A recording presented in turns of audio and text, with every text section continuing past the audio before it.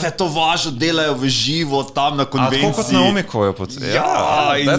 That's becoming a thing now. Zgleda, da res. Zgleda, da geeki lahko končno najdejo svojega tetoverija, da lahko dobijo svojo ono.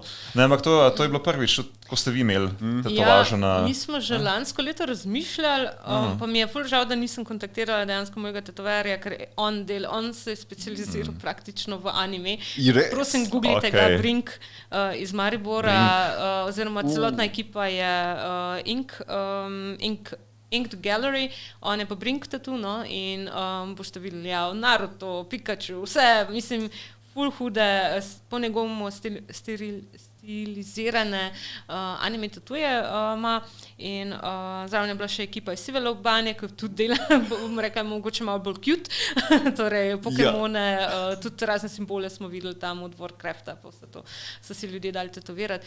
Ja, ful se prepletata skupnosti, tudi že sam med našo ekipo smo videli, ena moja kolegica ima dejansko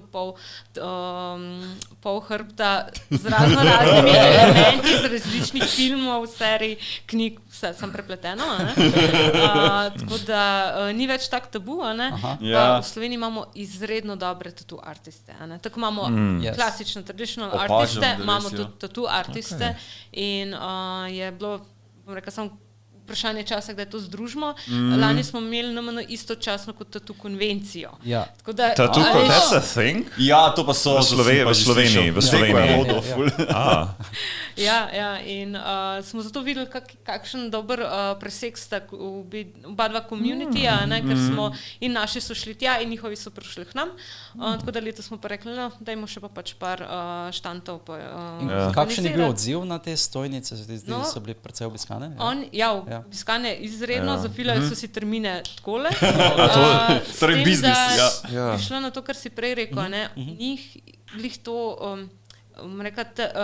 tattoo artiste, ki jim je cilj community, oni hoče biti del tega in hoče pristja, ne da bo tisti dan vse prodali, ampak da so del te kreative, spodbujanja, pogovarjanja. Da so vključeni, ne za samo. Brand awareness. Da začutijo the energy, the mana in the place and suck it in themselves. Zaradi tega res verjetno pač korporativni dogodki ne bo, mislim, to je druga zadeva, that's a separate thing. Pač pa se tudi, ko greš tja, lahko se moraš mentalno pripraviti, da to boš doživel, to bo in je drugačni aspekt. Sem drugače, to je tak mini detail, ne, ampak kako so potem te stojnice delovali, so se na tistem, to so ljudje prišli tja in so tisti trenutek naročili in jim je tetoviral, ali so bili to že prej najavljeni ljudje? Mešano so imeli, vem, da so objavili že naprej, tako da so se eni že prej, rezerviri, jaz bom prišel to pa to, ker to so mi že pred leti razlagali tetovatorji, da imaš ljudi, ki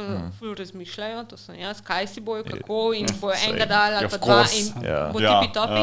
Imaš ljudi, ki so kolektorji varianta, ki pač se na hitro izberejo. Eni imajo vsak tatu od drugega tetovatorja, veš, ali pa pač hoče imeti vse posamezne elemente svojih ljubiteljskih pač kultur. Pikachu je na 1001 način. Zihar je. To se mi zdi tako zanimivo, zaradi tega, ker tudi na Omikoju so letos imeli pač prvič, ampak takrat oni so imeli pa samo po prednaročilu. Zato sem to vprašal. To je v bistvu dober plan, ker kot prvo si želiš, da nisi preveč časa sam, ampak želiš nek ekspozeja, kot nek predstaviti, to ni tak bav.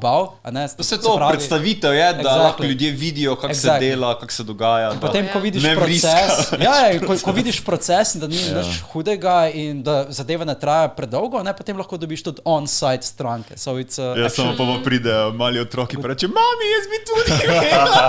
So imeli nalepke za nje. Vse demografične skupine.